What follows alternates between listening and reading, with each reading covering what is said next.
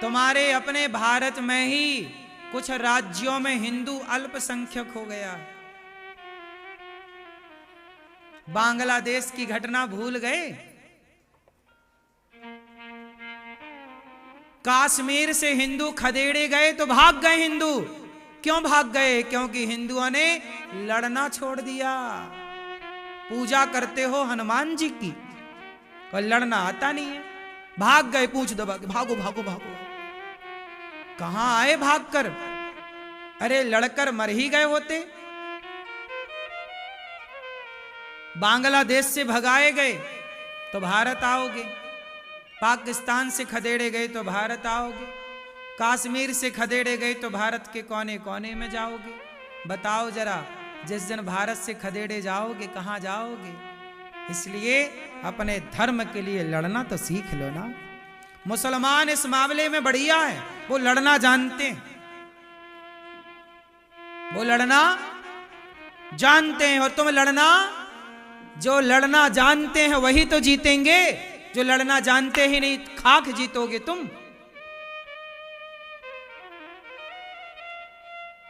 हमारा धर्म कायर नहीं बनाता। कृष्ण ने यही तो कहा, अर्जुन गांडीव उठा,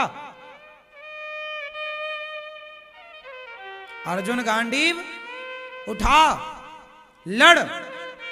तेरी पत्नी की लाज इन्होंने लूटी है, भरी सभा में नंगा करना चाहा है, निर्वस्त्र करना चाहा है, और तेरा खून नहीं खौल रहा है।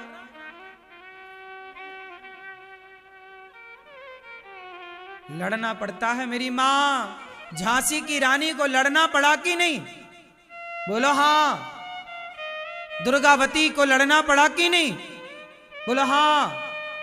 शिवाजी को लड़ना पड़ा कि नहीं? बोलो हां। पृथ्वीराज को लड़ना पड़ा कि नहीं? तुम क्यों भूल गए लड़ना? हम ये नहीं कहते किसी को मार दो ना, एक छप्पड़ भी मारना पाप है किसी को। हम बात कर रहे हैं धर्म की, कि कश्मीर से खदेड़े गए, यदि लड़ना सीखा होता तो तुम्हारे सामने तुम्हारी बहन बेटियों की इज्जत तो ना उतारी जाती।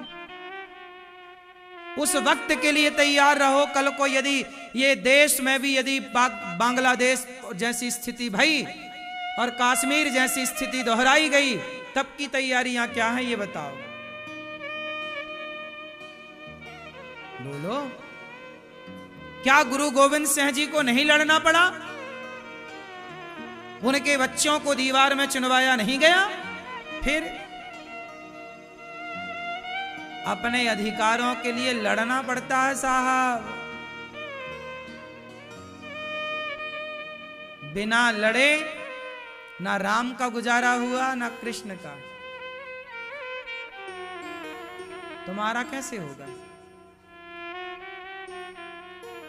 कायर ना बनो, अपने धर्म के लिए लड़ो। लड़ने का मतलब तलवार से ही लड़ाइयां नहीं होती।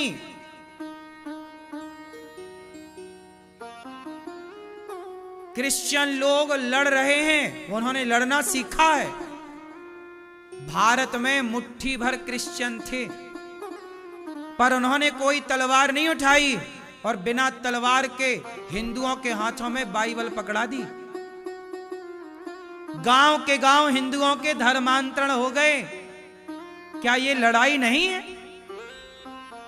जरूरी नहीं है कि लड़ाई तलवार से हो, जरूरी नहीं है कि लड़ाई लाठी से हो। एक लड़ाई तो हमारे देश में क्रिश्चियन भी लड़ रहे हैं, हिंदुओं को वो धर्मांतरण करके ईसाई बना रहे हैं, और वो उस लड़ाई में सफल है। कम से कम आप भी कुछ नहीं कर सकते तो इतना ही कर लो हिंदुओं, कि जो तुम्हारे हिंदू भाई बहन धर्मांतरण कर चुके हैं, आप कम से कम एक एक हिंदू को घर वापसी कराएंगे कि भाई हम एक एक सनातनियों को पुनः वापस लाएंगे कि नहीं, अब हमें धर्मांतरण नहीं करना। जो गए हैं उनकी वापसी कराओ। क्या ये सेवा नहीं है? क्या ये लड़ाई नहीं है? आप भी लड़ सकते हैं। क्या लड़ाई करनी है? एक एक हिंदू को जो धर्मांतरण कर चुका है उसकी वापसी कराओ, ये लड़ाई है। बोलो, क्या ये लड़ाई नहीं लड़नी चाहिए हम लोगों को?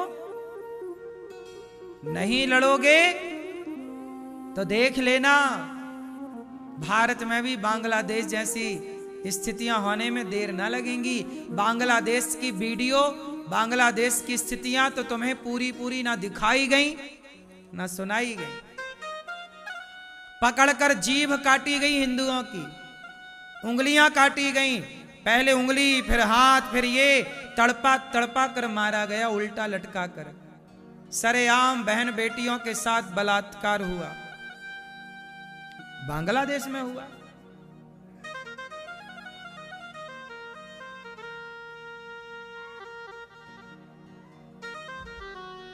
इस देश में भी जो मुगल आए तो तुम्हारी बहन बेटियों की आरती थोड़ी उतारी थी, मुगलों ने पकड़ पकड़ के लूटा ही तो था।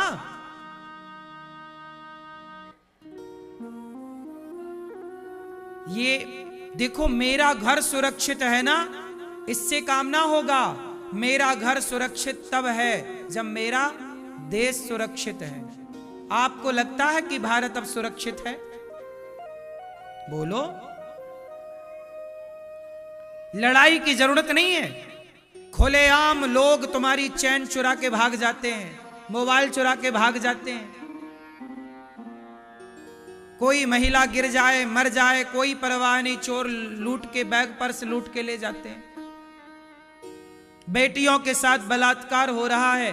क्या लड़ाई की जरूरत नहीं है इस देश में? कैसी लड़ाई? तलवार की लड़ाई की नहीं साहब। संगठित हो जाए समाज, हिंदू लोग, और संगठित होकर एक लड़ाई लड़ना है हम लोगों को। कौन सी बता रहा हूं, सुनो।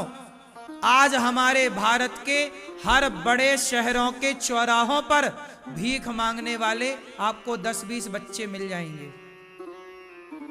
बोलो हाँ या ना? हर दिल्ली, बंबई के हर बड़े शहरों में आप हर चौराहे पर भीख मांगता कौन नजर आ रहा है? छोटे छोटे 5 साल का बच्चा, 4 साल की लड़की, 10 साल की लड़की। बोलो हाँ। सवाल मेरा आपसे है, ये चौराहे चौराहे लड़का लड़कियां आ कहां से रहे? तुम्हारे हमारे ही बच्चों को किडनैप किया जाता है। चेन्नई का बच्चा चुराया तो चंडीगढ़ में भीख मांगने रख दिया, चंडीगढ़ से भी बच्चा चुराया, चेन्नई ले गए, यहां का वहां, वहां का यहां, जाए कौन, ढूंढे कौन? क्या लड़ाई की जरूरत नहीं है इस देश को? लड़ाई के लिए खड़े हो जाओ, हर चौराहे पर जाओ, उन भीख मांगने वाले बच्चों से कहो, उनके जो लोग हैं उनसे कहो कि हम तुम्हें रोजगार देंगे, हम तुम्हें काम देंगे, हम तुम्हारे बच्चों को पढ़ाएंगे, चलो भीख ना मंगवाओ, इन बच्चों को पढ़ाओ लिखाओ। यदि भारत का प्रत्येक सनातनी ये काम करने लग गया तो हर चौराहे से भीख मांगने वाले बच्चे किसी स्कूल में पढ़ते हुए नजर आएंगे। क्या इस लड़ाई की जरूरत नहीं है इस देश को? बोलो। आज हम लड़ाई का मतलब तलवार समझते हैं, यह भी एक लड़ाई है। भीख मांगना छोटे छोटे बच्चों के द्वारा, क्या ये सही है? बोलो। नहीं जवाब निकल रहा है। सही है। हम आपसे यही निवेदन करते हैं कि भारत के प्रत्येक व्यक्ति की ये जिम्मेदारी है कि आपके गली मोहल्ले चौराहे नुक्कड़ में यदि कोई भीख मांग रहा है बच्चा, तो आप अपनी जिम्मेदारी से उसे पढ़ाएं, उसे आप एक टीम बनाएं और आप पढ़ा लिखा करके उसे योग्य बनाएं, ताकि हमारे देश में ये भीख मांगने जैसी व्यवस्थाएं खत्म हों और बच्चा पढ़ के योग्य बने। अब हमारे देश में कोई बाहर से आता है, चौराहे पे गाड़ी खड़ी किए, कांच पे नुक भीख दे दो, दे दो, दे दो। अच्छा लगता है ये? लोग कहते हैं भीख मांगने वाला देश है, अच्छा नहीं लगता। कम से कम हम इस तरह से अपने राष्ट्र की सेवा कर सकते हैं। अपने भाइयों को धर्मांतरण की आग में जल रहे हैं जो उन्हें वापस ला सकते हैं। कुछ तो कर सकते हैं, लेकिन हमने टोटली लड़ना छोड़ दिया। हार मान ली कि नहीं, हमसे अब कुछ नहीं होगा। हम लोग लड़ रहे हैं आपस में। देवरानी लड़ रही है जेठानी से और जेठानी लड़ रही है देवरानी से। सास लड़ रही है बहू से और बहू लड़ रही है सास से। छोटा भाई लड़ रहा है बड़े भाई से, बड़ा भाई लड़ रहा है छोटे भाई से। जो एनर्जी, जो लड़ाई, जो शक्ति सही जगह खर्च होनी चाहिए वहां खर्च हो ही नहीं रही है। हम लोग गलत जगह शक्ति लगाए बैठे। क्यों जी, सच बताओ, लड़ाई की जरूरत है या नहीं? मुसलमान, ईसाई सब लोग लड़ते हैं। यहां तक कि हमारे सिख भाई भी लड़ते हैं। आज गुरुद्वारा, सारे गुरुद्वारों में भूखों को रोटी मिलती है। क्यों? क्योंकि गुरुद्वारों में जो चढ़ावा आता है वो गुरुद्वारा के द्वारा उस चढ़ावे से वो समाज की सेवा करते हैं। लेकिन केवल इस देश में हिंदुओं के मंदिरों पर सरकार ने कब्जा कर लिया। तिरुपति बालाजी में चढ़ावा आता है और सारा पैसा चढ़ावे का सरकार रखती, जबकि होना क्या चाहिए? मदरसों के पैसे से मुसलमान अपने पैसों से मदरसे चला रहे हैं, तो हिंदू अपने मंदिरों के पैसे से गुरुकुल चलाते तो सनातन का और प्रचार होता। पर सारे गुरुकुल बंद हो गए क्योंकि हिंदुओं के मंदिरों पर सबका सरकार ने कब्जा कर लिया। अब राम मंदिर बना, राम मंदिर का सारा चढ़ावा सरकार लेगी, जबकि उस राम मंदिर के पैसे से क्या होना चाहिए? गौशाला संचालित होनी चाहिए ताकि गाय बचे। और गुरुकुल जहां हजारों नहीं लाखों बच्चे उस पैसे से पढ़ सकते हैं। जब गुरुकुल होंगे तब ये भारत की संस्कृति सुरक्षित होगी। स्कूलों के भरोसे कुछ ना होगा।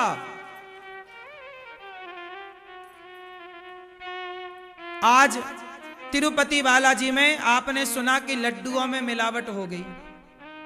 सोचिए कि तिरुपति बालाजी में इतना पैसा चढ़ता है लेकिन सारा सरकार लेती है। यदि वो तिरुपति बालाजी के पैसों से गौशाला चलाई जाती और गायों के घी से प्रसाद बनाया जाता तो बाजार का घी खरीदने की क्या जरूरत थी? उस पैसे से कितने गुरुकुल चल सकते थे? वो पैसा आज ईसाई लोग हिंदुओं को पैसा देते हैं, 5,000 ले लो, 10,000 ले लो और धर्म परिवर्तन कर लो। गरीबों में बांट करके क्रिश्चियन लोग हिंदुओं का धर्मांतरण करा रहे हैं। तो मैं पूछना चाहता हूं, तिरुपति जी का पैसा गरीबों में बांट के और क्यों ना उनकी घर वापसी कराई जाए कि भैया वो तुम्हें 10,000 दे रहे हैं, हम तुम्हें 11,000 देंगे, चलो वापस आओ।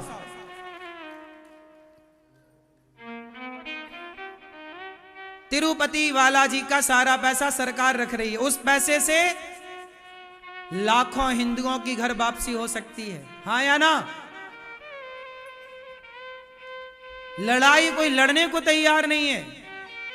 अकेला निरुद्धाचार क्या करेगा?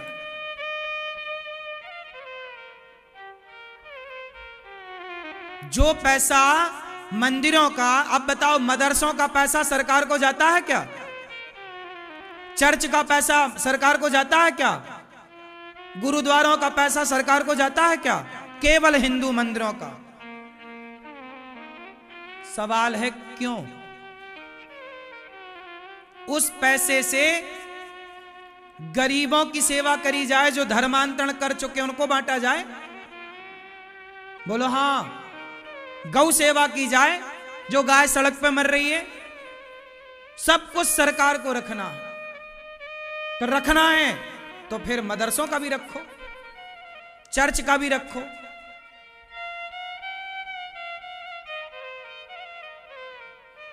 अब ये बातें कोई कहता भी नहीं।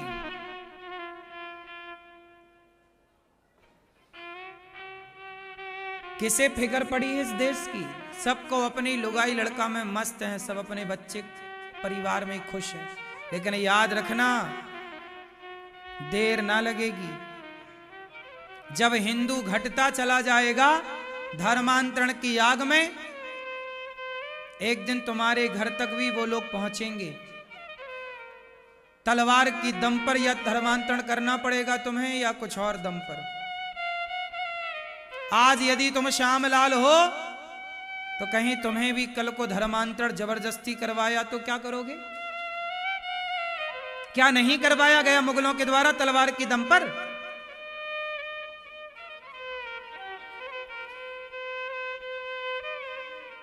जिसकी लाठी उसकी जो जनसंख्या जिसकी ज्यादा होगी उसी की सत्ता होगी, उसी का पावर होगा, तुम्हारा कुछ ना होगा।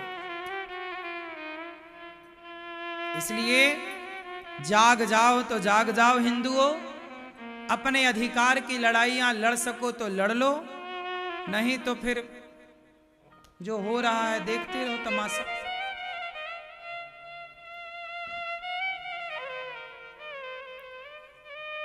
आजकल तो ये बातें लोग, आपने ये बातें सुनी भी नहीं होंगी आज तक जो हम कह रहे हैं।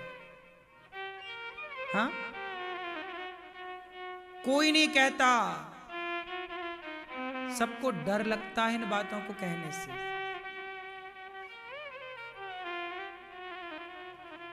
इन बातों को कहने के लिए भी शक्ति चाहिए, पर ये दास अनिरुद्ध तो भगवान के भरोसे है, हमें सत्य कहने में कभी दिक्कत नहीं होती। जो सच है वो सच है, चाहे आपको अच्छा लगे बुरा लगे। क्यों जी? कितने लोग इस बात से सहमत हैं कि मंदिरों का पैसा गरीबों में लगना चाहिए, धर्मांतरण रुकने में खर्च होना चाहिए? क्यों जी? उस मंदिर के पैसे से गुरुकुल चलने चाहिए, आयुर्वेद हॉस्पिटलों को लॉन्च करना चाहिए ताकि आयुर्वेद बढ़े। उस पैसे से आयुर्वेद को बढ़ाया जाए, गुरुकुलों को बढ़ाया जाए, उस पैसे से धर्मांतरण को रोका जाए, उस पैसे से गौशालाओं को बनाया जाए, गौ माता के गोबर से नाना तरह की चीजों को लॉन्च किया जाए ताकि गौ माता सुरक्षित हो। सही है? उस पैसे से रिसर्च की जाए वेदों पर कि हम वेदों के अकॉर्डिंग क्या क्या बना सकते हैं, कौन सी सैटेलाइट हम वेदों के द्वारा बना सकते हैं, कौन सा हम इंजन। हमारे ऋषि मुनि कितने बड़े वैज्ञानिक थे, हमारे वेदों पुराणों में बहुत विज्ञान छिपा है। अनुसंधान केंद्र होने चाहिए ताकि हम रिसर्च कर सकें अपने वेदों को लेकर कि हमारे वेदों के अनुसार क्या हम इंजन बना सकते हैं? बिल्कुल बना सकते हैं। तो रिसर्च सेंटर होने चाहिए, वो पैसा हमारा रिसर्च में खर्च हो। हमारी अपनी तकनीक होनी चाहिए। आज हमारा देश जापान की, अमेरिका की, चाइना की तकनीक अपनाने पे मजबूर है। बोलो हाँ, हमारी अपनी तकनीक हमारे वेदों में है, उन पर रिसर्च होनी चाहिए, अनुसंधान होना चाहिए। हमारी अपनी तकनीक लॉन्च करें ना हम क्यों अमेरिका की तकनीक पे चलें?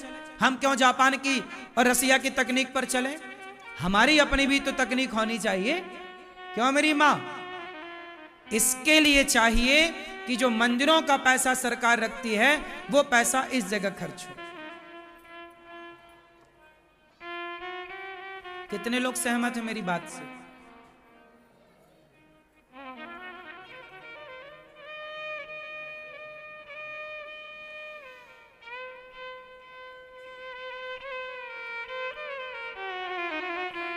तिरुपति बालाजी पूरी दुनिया का सबसे अधिक चढ़ावा वहीं आता है और सारा पैसा सरकार ले जाती है।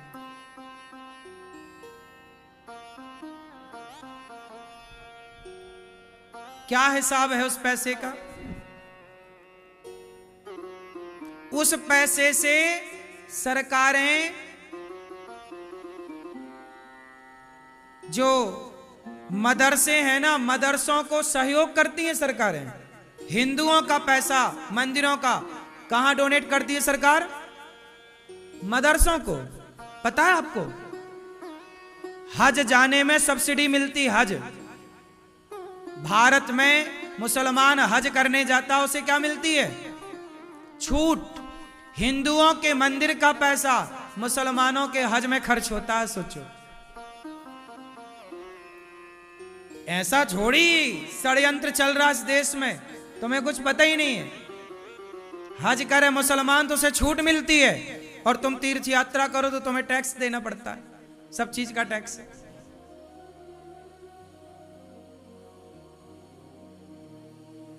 हिंदुओं का पैसा मुसलमानों में खर्च होता है, पता है आपको?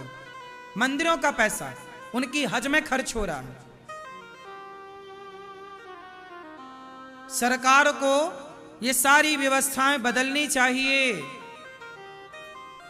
हिंदुओं को आवाज उठानी चाहिए कि एक देश में भेदभाव क्यों? हिंदुओं के मंदिरों पर ही क्यों सरकार की नजरें हैं? हिंदू देवी देवता ही क्यों बॉलीवुड की नजर में हैं? सनातन धर्म ही क्यों दुनिया को खटक रहा है? कारण जानो।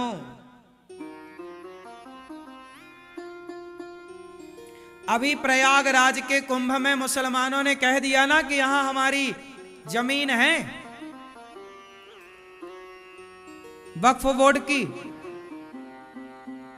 आज चलो, सरकार योगी जी की थी, मोदी जी केंद्र पर हैं।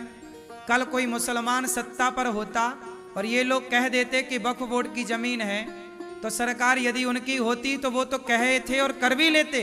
क्या कर लेते आप?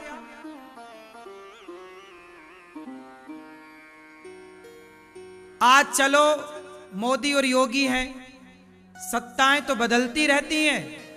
कल को सत्ता पर वो आरूढ़ हो गए तो वो तो जहां कह देंगे कि वक्फ बोर्ड की जमीन है वहां देना पड़ेगी। तुम्हारे घर को कह दें कि वक्फ बोर्ड का है तो देना पड़ेगा। जिसकी लाठी उसकी भैंस। जबकि हमारा प्रयाग का मेला कुंभ तो हजारों सालों से चल रहा है, लाखों सालों से इतिहास है। तुम्हारा तो जन्म ही 1400 साल पहले हुआ। लेकिन उन्होंने मंदिर तोड़कर मस्जिद बनाई ना। मथुरा में है तो मस्जिद, कृष्ण जन्मभूमि में। कहां ले पाए आज तक हम और आप? कल को कह दे प्रयागराज में कि सारी गंगा के तट की भूमि वक्फ बोर्ड की है, क्या कर लोगे हिंदुओं?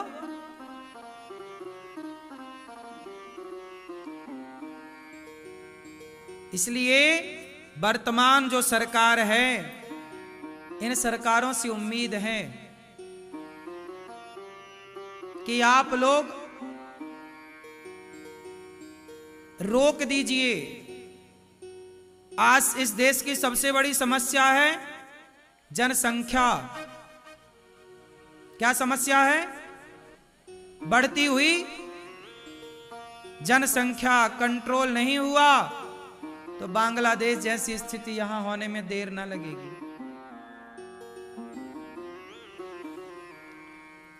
उन्होंने तो अंबानी के घर को भी कह दिया कि वक्फ बोर्ड की जमीन में बना है।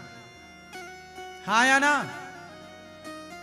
अब सोचिए, अंबानी के घर को वो कह सकते हैं कि वक्फ बोर्ड की जमीन में बना है, तो आपके घर को कह दें, क्या कर लोगे आप? और ऐसा होगा यदि नहीं नियंत्रण हुआ तो, नहीं लगाम लगाई गई तो। क्यों जी? सही है। मैं तो केवल हिंदुओं तुम्हें दर्पण दिखा रहा हूं, देख लो, वरना तुम्हारा आने वाला भविष्य बहुत अच्छा नजर नहीं आ रहा है हिंदुओं का।